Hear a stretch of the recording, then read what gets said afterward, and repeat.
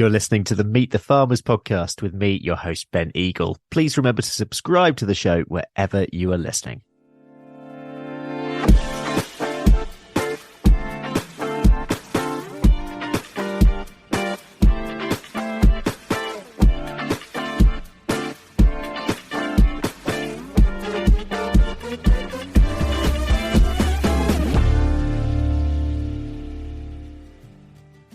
Land alive. Land alive. That is what we need if we are going to stay alive. Land alive. The reality is that more than a quarter of households don't believe that they can afford their essential food shop every week. And yet we're spending between 7 and 8% of our disposable income on food. They say, well, what can I do about it? You can see the state of the soil, because essentially the soil doesn't lie. The soil is agnostic as to how you achieve better soil health. Changing and adapting to regenerative practices isn't easy, but nor was the old system. We just have a different mindset on what we're doing. And actually, the last couple of years, we're seeing more and more events, more and more farmers changing, adapting, sharing information. So I do think there's a really positive future. We're just in a really uncertain time. Land alive.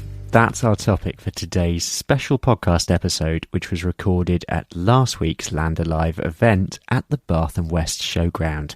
I'm Ben Eagle, and for any listeners who are new to Meet the Farmers podcast, welcome, and it's good to have you on board. Land Alive was organised by Sustainable Food Somerset and supported by the Royal Bath and West Society, and it was about nothing short of rethinking the way we eat, grow crops, raise livestock, and manage the land and our health. It was locally rooted in the southwest, but with national relevance, and it brought people together to make the case for transition to a more localised, regenerative farming and food system. In the room, there were farmers, scientists, third sector organisations, business people, creatives, and some members of the public. Today we're going to dig into some of the themes that were covered and meet a few speakers and others who were at the event. I want to thank Cornish Mutual for supporting the production of this podcast episode.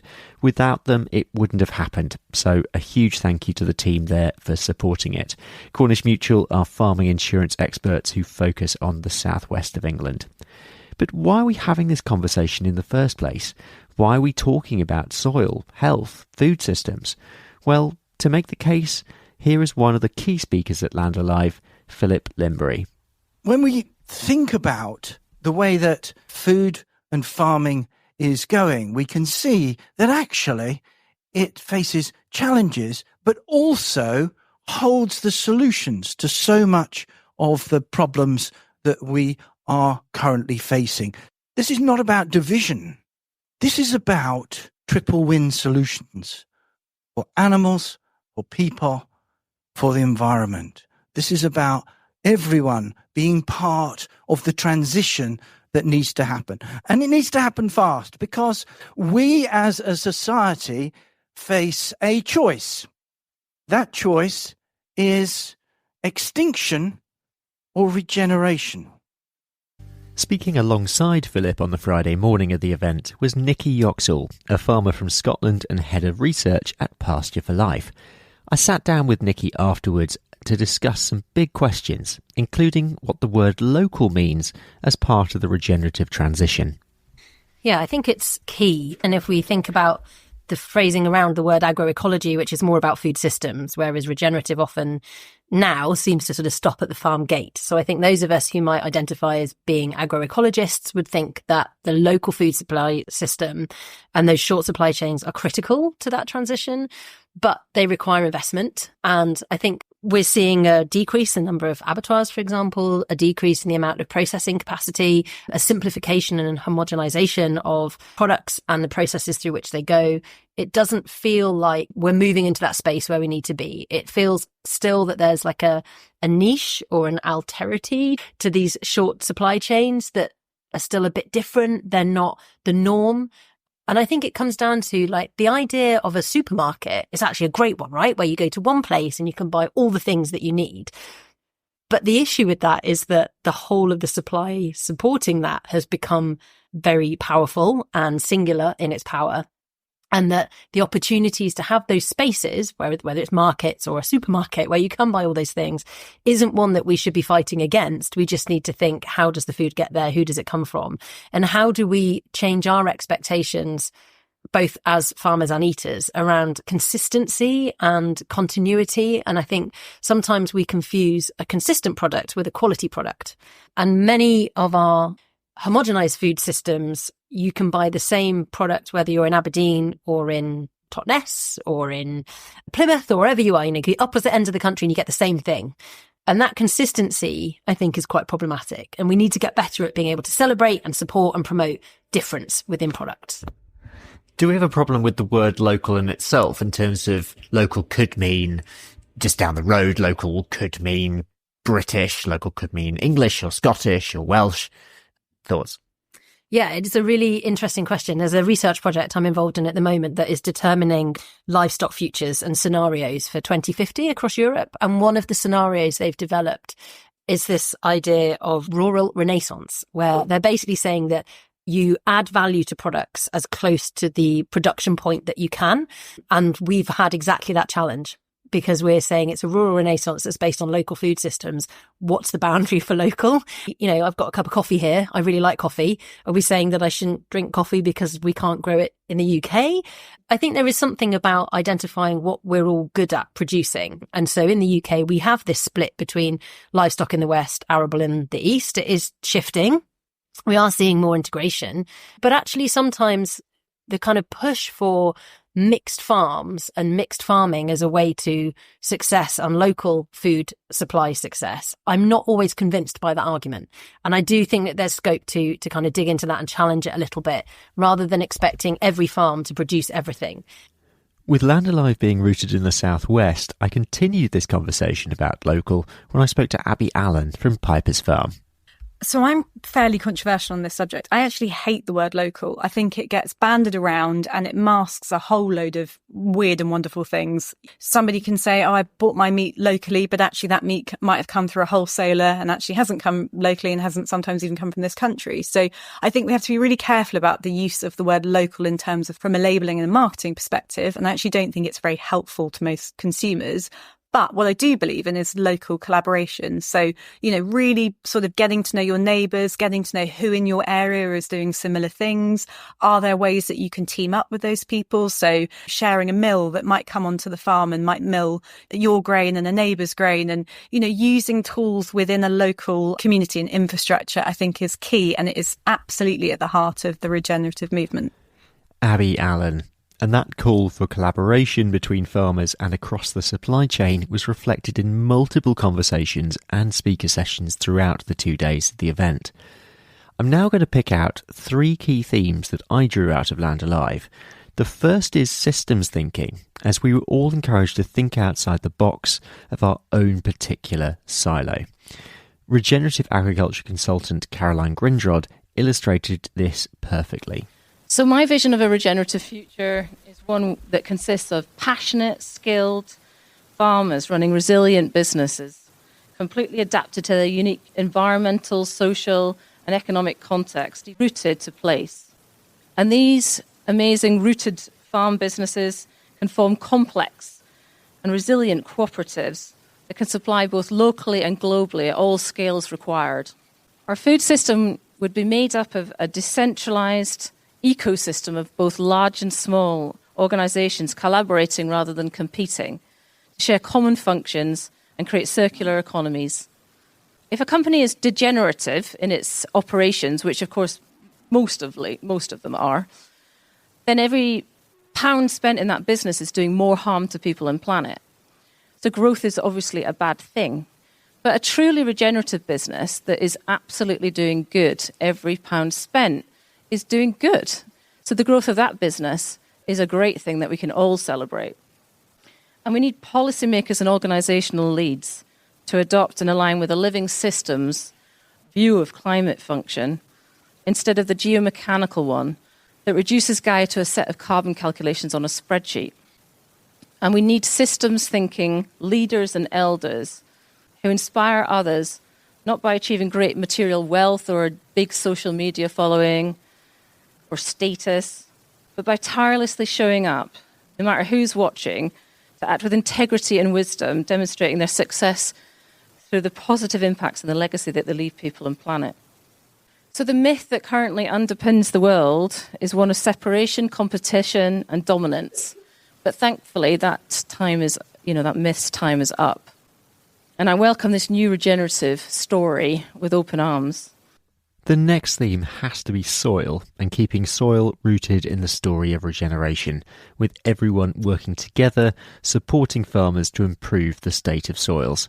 Professor Andrew Neil from Rothamsted spoke about this in his morning plenary session on the Friday, introduced by session chair Kate Hughes. Right, Andy, you're not getting away with this. How can I follow that? Well, I'm going to make you try. I actually want to start with, weirdly, reading your own quote back to you about soil.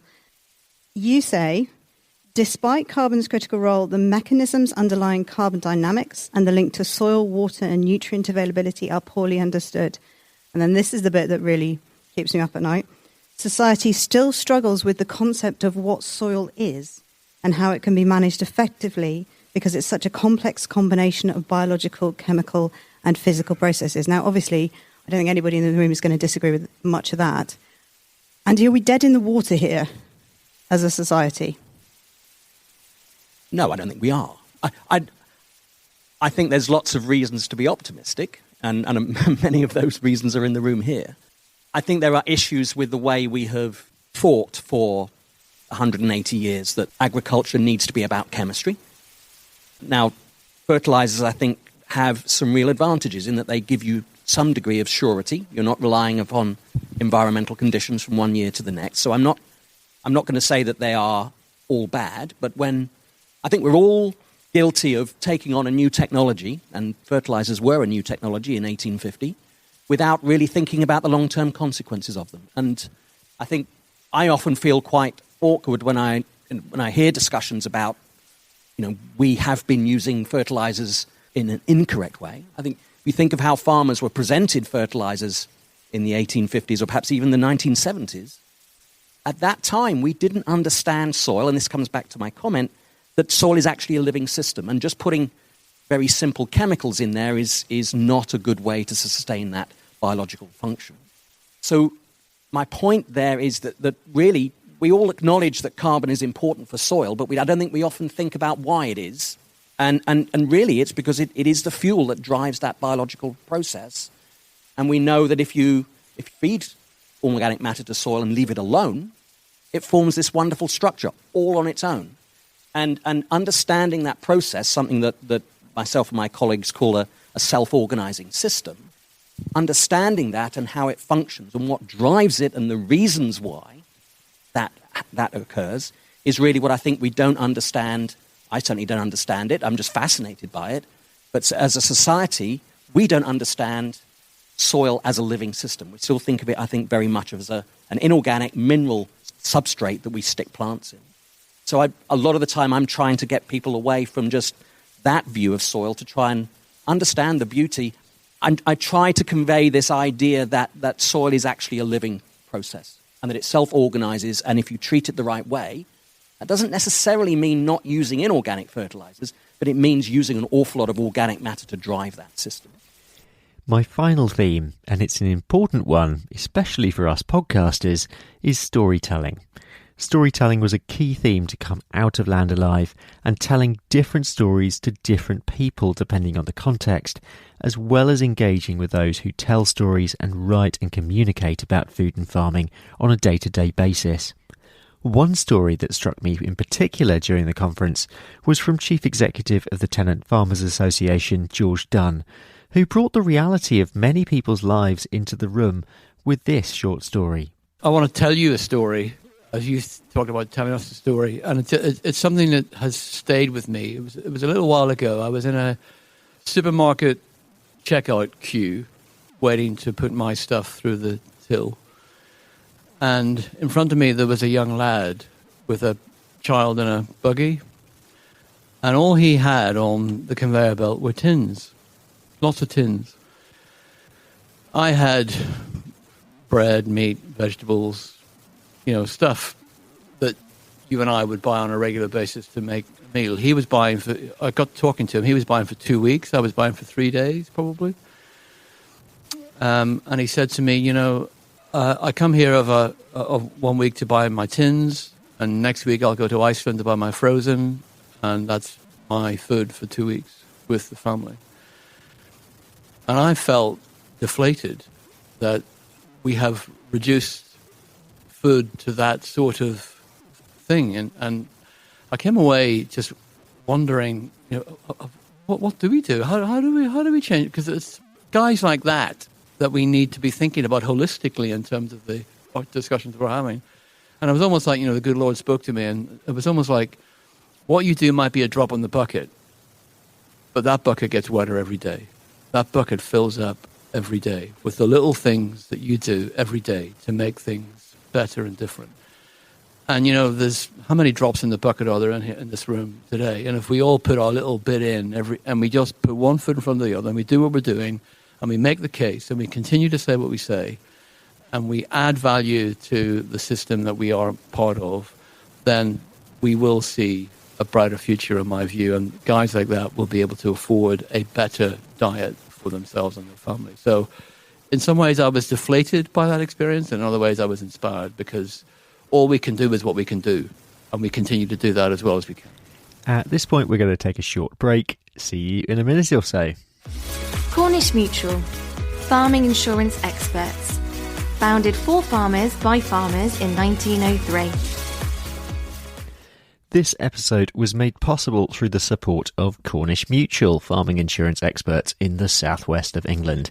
Cornish Mutual are proud to support the Land Alive event as a new sustainable food and farming conference for the southwest.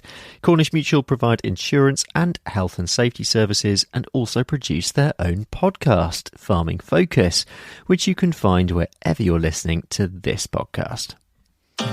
Hello, I'm Peter Green, host of the Farming Focus podcast. With industry experts and local farmers, we delve deep into the heart of farming to bring you insights and experience. Whether you're a seasoned farmer or simply passionate about sustainable food production, our podcast is for you. Tune in to Farming Focus on the Cornish Mutual website or your favourite podcast platform. Be inspired. Start listening today.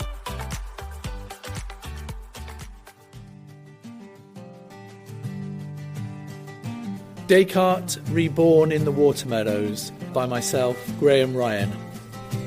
Now I see the land remembers the black poplar crashing its soul into the grass after the chainsaw. I am gifted a code of leaves to set up my station in the field, and words spill out of me. The heart brims at the edge of the known world. I am lifted onto the back of a heron, pulled into his wide creak of wings, aimed downriver. We arrive at green libraries, budding shelves, enter the frequencies of water meadows. The heron, the river's optician, tries out lens after lens in the frame for me. He slides my focus into place, and the world reveals itself all mind.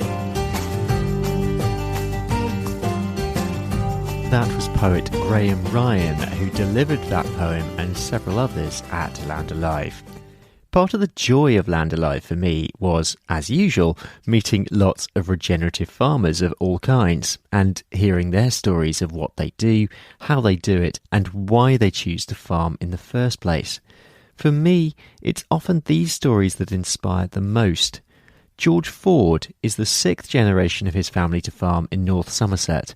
He told me the story of how the family farming business has shifted from pigs to pasture. So when I came back from Harper in 2013, the business was mainly intensive indoor pigs. So we would kill about 4,000 pigs a year, which is a small-scale pig farm, but it seemed a lot for general people. And we had a small suckler herd and a few horsey stables we rented out. But yeah, 80% of the income came from fattening pigs. Today, we now still have our suckler herd and the stables, but we don't have the pigs. We have pasture-raised turkeys, we have pasture-raised broilers, and we sell our beef all online through our website. Okay. And just give us an idea of that journey from moving from the pigs to your pastured system, because I'm guessing it didn't happen overnight. The whole story kind of starts with turkeys. So I inherited a small turkey enterprise from my dad's cousin. It gave me the first real kind of taste of producing a product and selling it to the public, which I hadn't had any experience of before. And I got a huge amount of fulfillment and enjoyment out of it, which I didn't get from raising the pigs. The turkeys were kind of barn reared. There was still like high welfare. It was spacious. We had straw bales and we put enrichment things in there, but it was still inside, and we would have a few pecking issues. And I was just desperate to get them outside and keep them occupied and just be more natural. And so we moved to a free range. We tried a few free range the following year, and they sold well at a premium. And the model worked well. We had less problems. So then the following year, we went all free range. And then the paddock that we were free ranging in just turned to mud quite quickly. And we were like, right, okay, we need to try and, how can we get them moving around and not just wading in mud?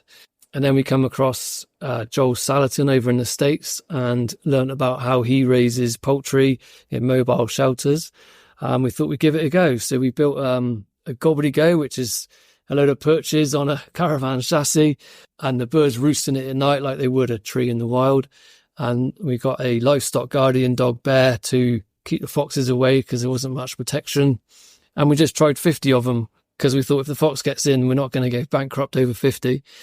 And the fox didn't come in, and the 50 went on, and they sold well, and the people that bought them raved about how good the flavour was and the meat.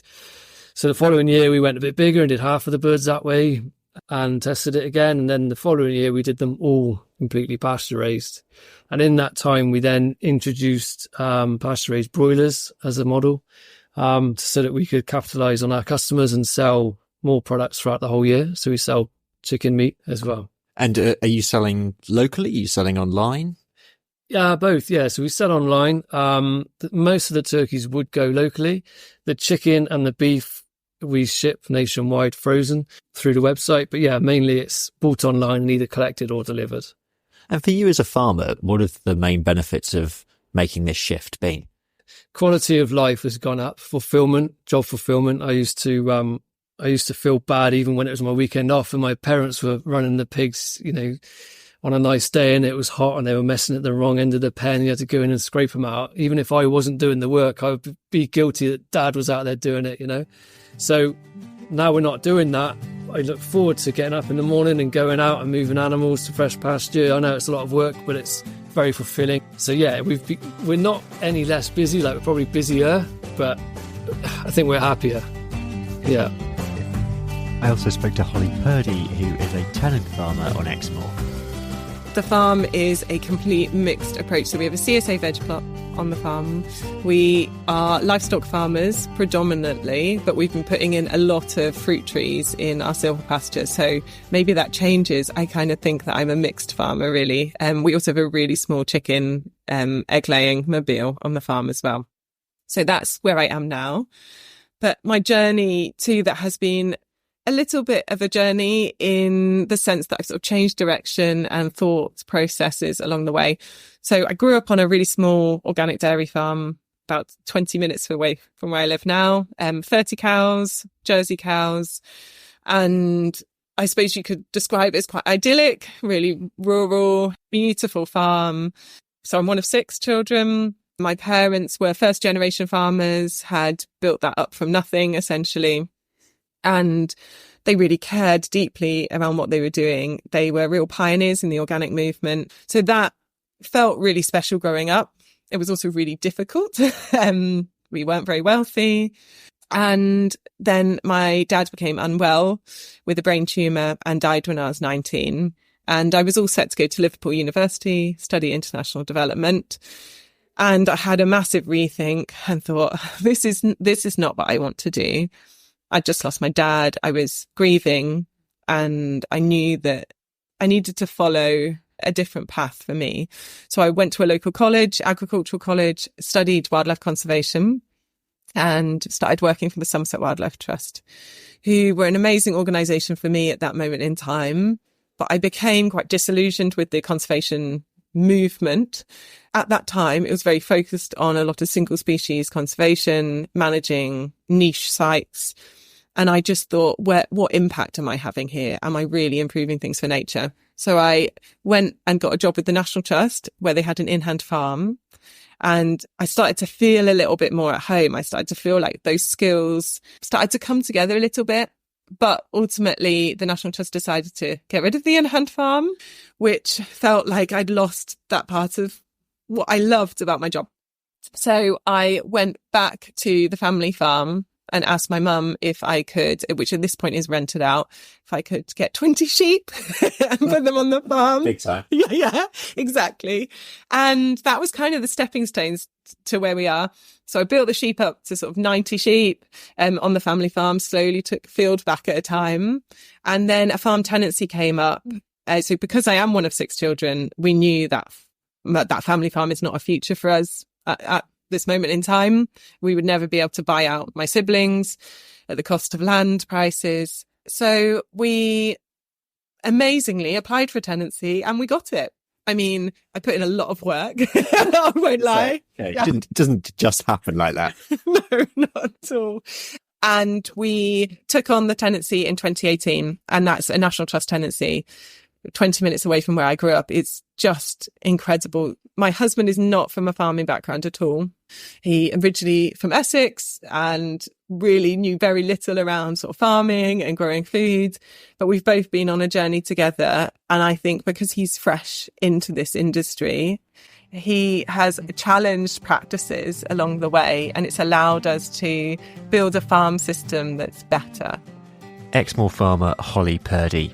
Now, one of the really good things about Land Alive was the bringing together of people from within and outside the farming community, and it allowed for some great interactions, including this one. Hello. I grew up in the 70s and 80s. I ended up going to art school. If someone had said to me, you could be a farmer, I think I might have done that. And I'm a would-be peasant with an education and a mobile phone, but it's too late for me because I'm retiring next year. But I would like to say that you farmers are not alone, and that if ordinary citizens, and there are plenty of young people who I know would love to get their hands on a bit of land and start growing food, there are plenty of citizens who are ready to be recruited. And please don't leave us out of the equation. So, Merrick, when you said farmers alone can solve this, no, sorry, that sounds terrible. How awful for the farmers to feel that it's up to them. We're all here to help. Thank you. Oh, clap. That's a wonderful sentiment. And just because you think you've got to hit a retirement age, it's never too late. It's lots more time.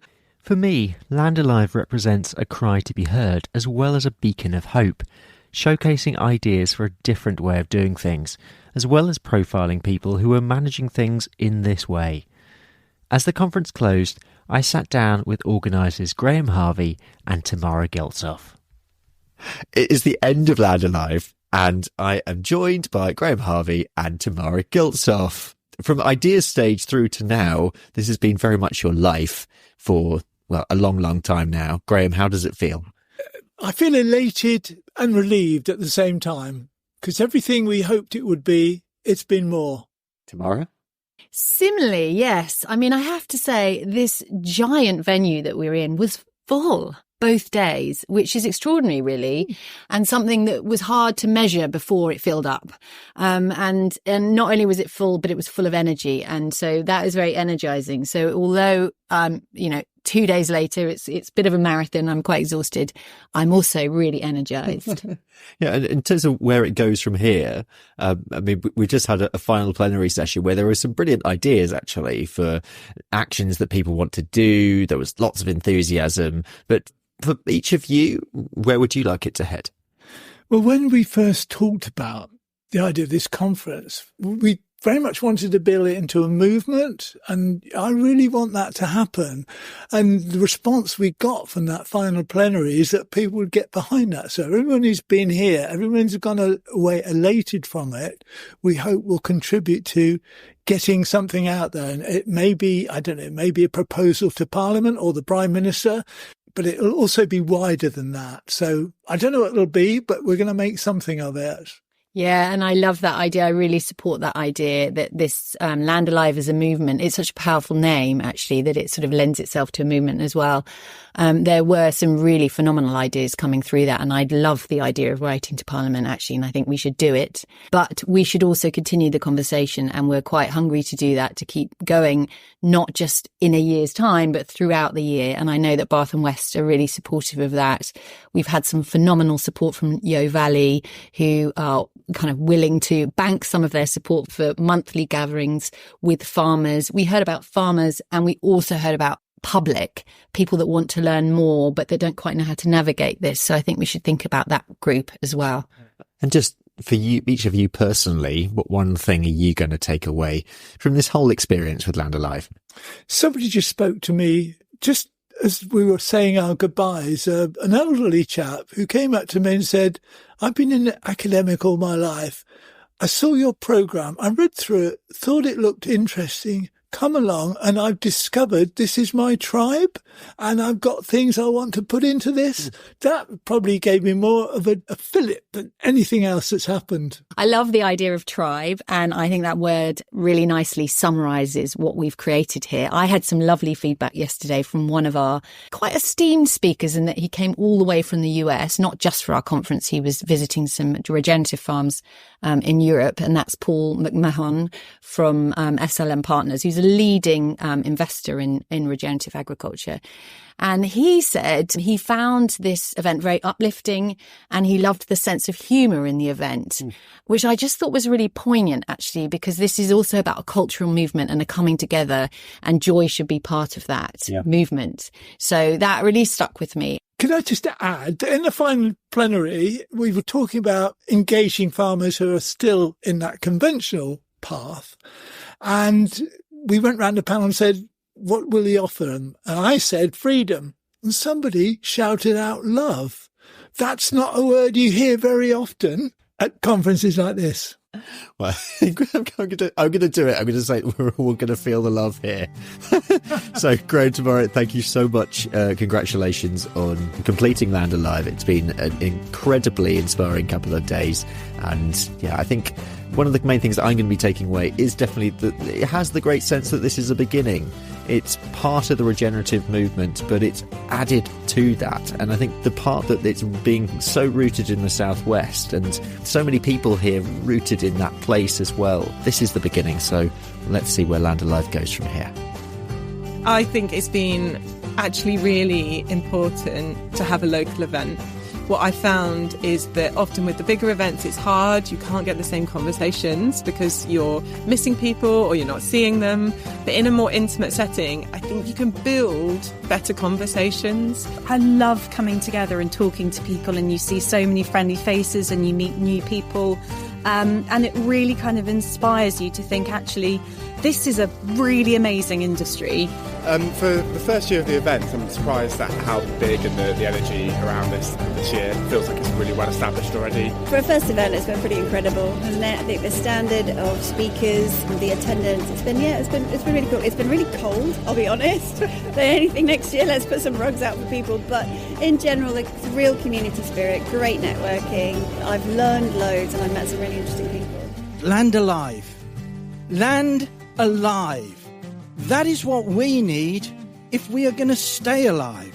Land Alive. This episode was presented and produced by Ben Eagle for RuralPod Media. It was supported by Cornish Mutual and made for the Land Alive event 2024, which was organised by Sustainable Food Somerset in association with the Royal Bath and West Society. Thanks go to everybody who appeared in the episode and was interviewed, including Nikki Yoxall, George Ford, Graham Ryan and Holly Purdy. Thanks also to Eleanor Household, Tamara Giltsoff, Graham Harvey, Jackie Toohey and everybody who made the Land Alive event possible. The music was by Score Wizards. To hear more of our podcasts, search for Meet the Farmers podcast on Spotify or Apple Podcasts, or search for ruralpodmedia.co.uk.